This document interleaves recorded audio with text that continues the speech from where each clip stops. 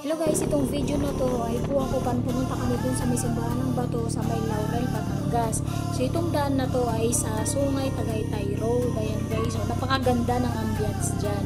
Tingnan nyo yung side mirror dun sa motor. May naaangkas na duwende. Nakita nyo guys. So yung sa damit ni Mister. Akala ko nga din may nakaangkas na duwende. Yung pala yung sa damit niya. Anyway, enjoy watching guys. Tingnan nyo yung daan. Zigzag tapos downhill yan. Tapos sinabayan pa ng magandang view ng mga puno at ng sky. Ang ganda ng pagmasdan. Sarap din bumiyahe kapag kaganyan. Lalo kapag smooth yung daan. At saka kung papansin nyo, wala kaming makakasalubong. Kung mayroon man, paisa-isa lang. So, magandang dumaan dito guys kapag paakyat at pababa ng Tagaytay.